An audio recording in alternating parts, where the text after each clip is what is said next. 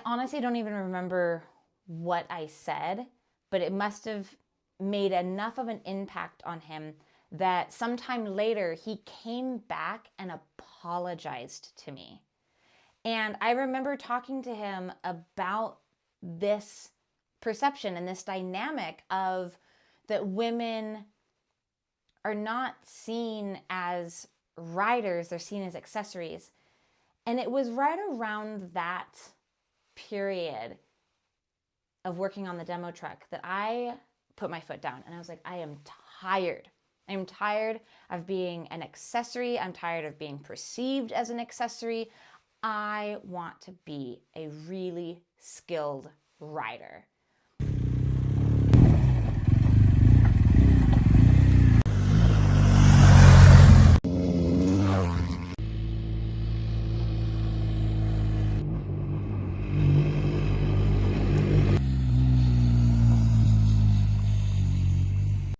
Welcome to Two Track and Tarmac, a podcast dedicated to the adventure motorcycle rider.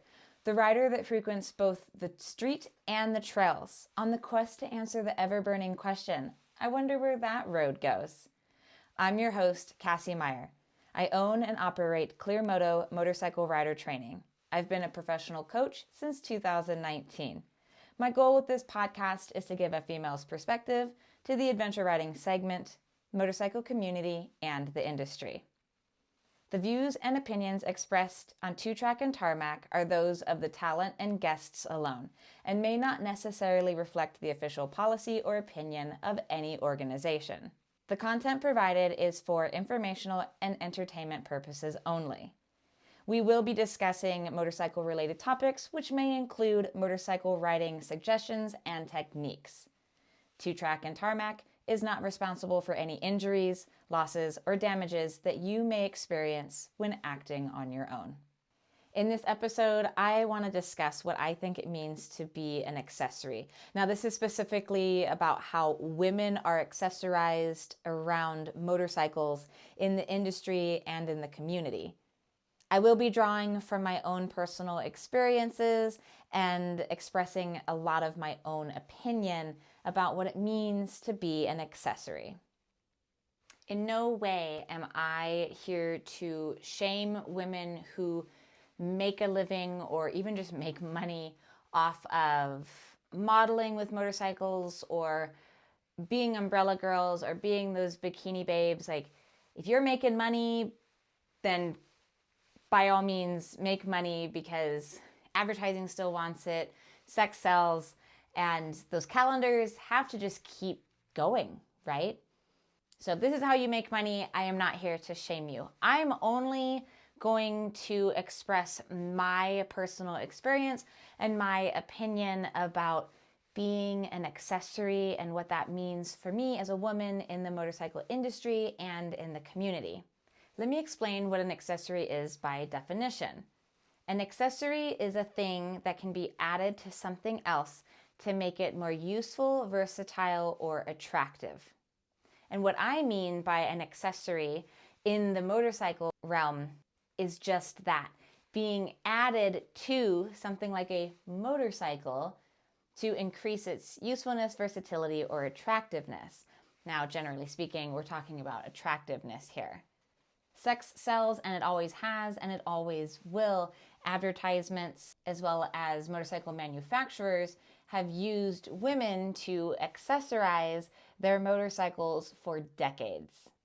Historically, motorcycles were generally being sold to men, and so by slapping a beautiful woman on or next to their motorcycle was going to attract men into looking at and maybe considering purchasing that motorcycle. The perception, of course, being that, well, if you buy the motorcycle, then you're going to get the babe. That's still true today. People are constantly thinking that if they get a cool motorcycle, that they'll get the cool babe. Now, I've worked in the motorcycle industry for over a decade now, and I worked for BMW Motorrad, and I would go to the International Motorcycle Show representing the brand there. I would also travel around the country offering demo rides on all of the model year motorcycles. I have experienced how that perception of women being accessories to motorcycles, how that's affected me personally. It also was the fuel to my fire to becoming a more skilled motorcyclist as well. You'll see things in the industry such as models being hired simply just to stand next to motorcycles, umbrella girls at motorcycle races, and then of course you're going to see bikini clad women either doing bike washes or being part of those atypical motorcycle calendars.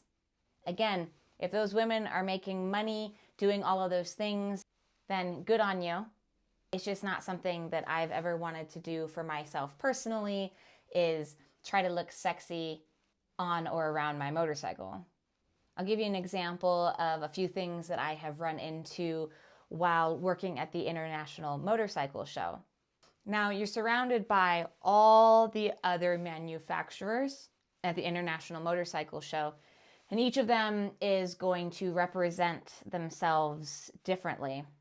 I was fortunate that I worked for a brand that respected the women that worked for them, in that we didn't have to wear anything that was sexy or revealing. In fact, one year I was really excited because our attire was a nice button-up long sleeve shirt, had a collar, and it was designed that we had to button it all the way up. And I actually really liked that because I felt like I was on par with the men because they had to wear the same thing. So what would happen is I would have people come to me and talk to me as if I had no idea what I was talking about when it came to the motorcycles. And I remember one specifically. I had these two men that had come up and they were asking me questions, and obviously my response had made them think, oh, you actually know how to ride these, one of the guys had said to me. And I responded, yes. And he or his friend, I don't remember the specifics, but one of them had said, well, we just got back from such and such manufacturer, and the girl that we were talking to there didn't know anything about the bikes. And it was apparent to both of us that I was hired because I was a motorcyclist and she was hired because she was a model, and her job was to stand there with the motorcycles and hand the iPad over to customers so they could fill out information and then subscribe to the mailing list. Of course, our conversation evolved from there, and we actually all started speaking to each other as motorcyclists. And that was really refreshing to me. However, on the converse side is that a lot of people would write me off, or they would actually ask to speak to my male counterparts. And that's where that perception comes in, that women have been advertised as accessories, something that just gets added on to make the motorcycle look nicer. And because some of those other manufacturers were actually just hiring models, and there were men models as well, but because they were hiring these women at the International Motorcycle Show, it became somewhat understood that all the other women that were at these shows were also just hired to stand next to the motorcycle and shove an iPad in their face. Again, I was so fortunate to work for a brand that values their female riders. And that's what I was. I was hired to be a rider and not someone to just stand next to the motorcycle and hand over an iPad. Another example is where we had gone to the Sturgis rally out in South Dakota, again with BMW Motorrad, and we had the demo truck set up, and right across from us was the bikini wash station. And no joke, I bet those women made more in a few days than I did the entire week of working. But it also came to be understood that, well, that's what women do, is they wash your motorcycle. And so with the demo truck, those motorcycles are supposed to be clean all the time. And so it was not uncommon for the team to have to wash the motorcycles, polish the motorcycles, like make them look really nice. And anytime I was washing the motorcycles, whether it was at Sturgis or anywhere else, I can't tell you the number of times that I would have a man or men walk by and make some kind of joke about, ha ha ha, my bike's over there if you want to wash it too. And I started getting real snarky about that because I just didn't like it. I was like, no, I'm washing this motorcycle because it's my job. And so I would shoot back and say, well, I actually charge double. And then they would giggle and ha ha ha, and they would take off. There was one gentleman in particular that just caught me on the wrong day. And he said the same thing, haha, you can wash my bike too.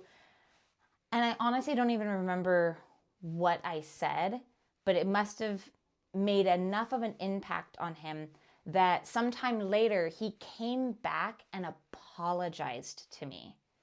And I remember talking to him about this perception and this dynamic of that women are not seen as riders, they're seen as accessories.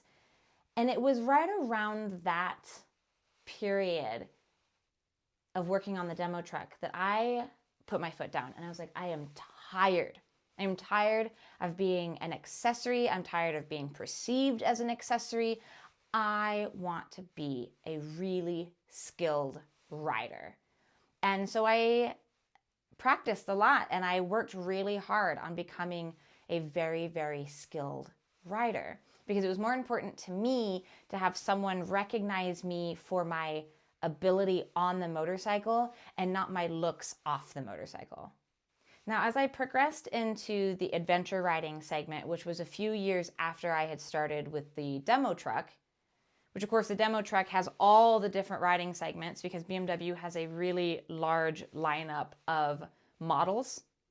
The adventure riding segment, I feel like, is different in the way that they see women and advertise women. And I think that's because adventure riding is typically more of a single rider endeavor.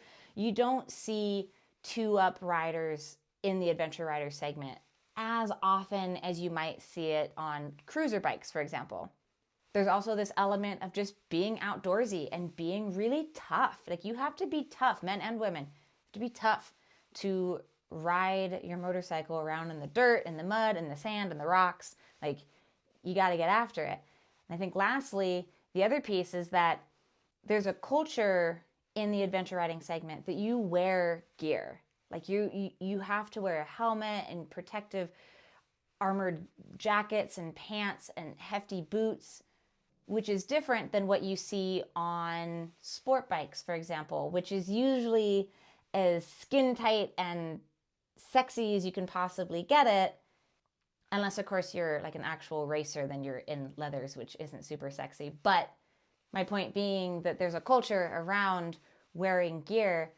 And this is where I have to really applaud a lot of the apparel companies because they've advertised women wearing full gear and putting them in these really powerful positions, riding on the tops of mountains or going through a river crossing or whatever it might be, making the woman seem like, now she's got it, she's sexy wearing all that gear, she's a strong, powerful lady. And so it shifted that perception. And I think the adventure rider segment is a little bit healthier in that regard. Again, not here to shame anyone who does make money off of being in the bikini wash or being an umbrella girl. I'm speaking solely from my experience and my opinion about being an accessory. So I just want to expand a little bit more on what I did to combat some of those stereotypes that I felt were being refracted off of me when I was working things like the International Motorcycle Show or I was at a demo event. Some demo events, for example, we would have such a large team that somebody would get assigned to working the desk all day while the rest of the team would be assigned to riding the demos, leading the demo rides. And I felt a difference when I was wearing gear, meaning I was going to be leading these demo rides versus when I was stuck at the desk. Because when I was stuck at the desk, I would have people kind of write me off or not take me seriously because they would come to the desk and ask, like, what bike should I ride? And then I would come back and ask them questions about what kind of riding they do and what kind of bike they have now. And I'd have some of them be like, what, why are you even asking these questions? Like, you don't know what you're talking about. And it was interesting because you could sometimes see it click in some of these men of, oh, like she does know what she's talking about. And then you'd see it click again that they were like, wait, does she ride? And then you'd see it click again and they're like, oh, maybe she does ride because she does seem to know what she's talking about. And it was just one of those where I'd just sit at the desk and I'd watch them rattle it through their brains of like, oh, maybe this woman who works on this team, who just happens to be on the desk today, actually rides a motorcycle. And even on the days where I was guiding and I was in gear, I'd still have some people not take me seriously. You know, we'd have usually 3 lines, right? So 3 lead riders or 2 lead riders, depending on how big the event was. And I'd have some people who were just like, ugh, I'm riding with her.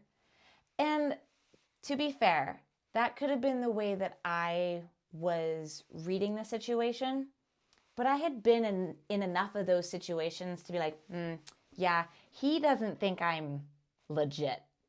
And for a few years there, when I first started on the demo truck, I wasn't really as good a rider, right? Like, we all get better.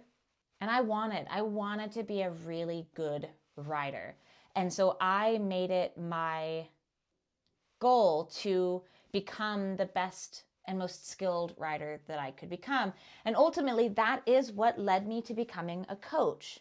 I had the opportunity to go to the BMW US Rider Academy and take a class there. And then during that class, actually after the class, I was invited back to start their coach and training program, which is amazing.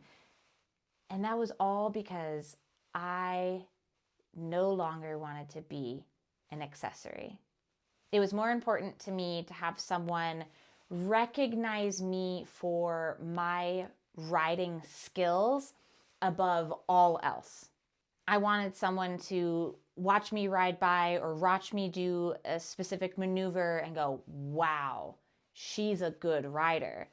And it did. It started to show as I progressed and as I was on the demo truck for longer. What would happen is I would get compliments from people who had ridden with me or had seen me moving the bikes around or just being with the motorcycles, riding the motorcycles, and they would make comment that was so much nicer than, oh, you ride a motorcycle? Oh, you want to wash my motorcycle? They'd say, wow, you're really good at this. Like, I wish I could ride like that. Or, I want to ride with you next time. And that's when I knew I'd made it. Like, I had moved out of the accessory realm and moved into being a motorcyclist, a female motorcyclist that was going to be taken seriously. And now I don't feel that same angst about people not taking me seriously. Because if I meet someone who doesn't think I can do it, I don't need to show them my resume. I don't need to throw a leg over a motorcycle and prove to them that I can, because I know that I can. And I know that I probably ride better than they do. Because something else I've learned being in the industry is usually the ones that say the stupid shit like that and say things to women like that, they're usually not even that good, because they've been on my demo rides and they've said stupid things, and then I see them ride and I'm like, oh no, that's painful to watch. And gosh, another one I would get too was, I've been riding longer than you've been alive, which of course was always one of those where I'm like, time, sir, does not make you a good rider. It just means that you've held a license that long. It doesn't mean that you're actually any good at it. Again, because I'd have those same guys on my demo ride and I was like, oh, wow. And you're skilled? because you've been doing this for 30 years. So it's just nice. It's nice to be in a position where I have the writing skill, which has given me a tremendous amount of confidence. And I also think that has changed my aura when I am around other people and other motorcyclists. I don't have to pretend. I am good.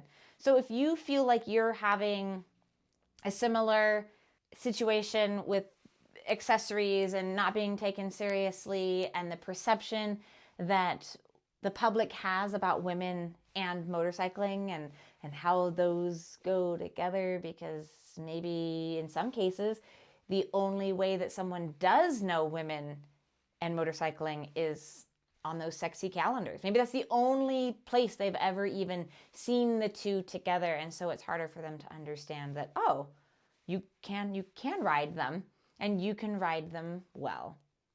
So I'd love to know what you've experienced, how you feel about women as accessories in the motorcycle industry and in the community, how it has impacted you. Maybe you are the person who is in those calendars, or maybe you're the person who, like myself, was getting these comments that irritated you. And either way, maybe both of you are the kind of person who wants to be a really skilled motorcyclist. I want to know how these accessories, women as accessories, has formed you as a motorcyclist. Of course, I also want to hear from men. I want to know what your thought is about women as accessories, women in advertising, whether you like it, whether you think it's becoming distasteful as we are moving into the 21st century. Go ahead and throw them down in the comments. I'd love to hear what you think. Thank you for listening to Two Track and Tarmac, my podcast dedicated to you, the adventure motorcycle rider. If you are enjoying this podcast, please consider subscribing and sharing it with a friend. If you're interested in even more motorcycle content, such as training, tutorials, and my monthly newsletter, you can subscribe to the Clear Moto Patreon page. Your support, both through the podcast and through Patreon, helps me do what I adore doing, which is sharing my motorcycle knowledge with you. Thank you again for listening to Two Track and Tarmac, and I look forward to seeing you in the next one.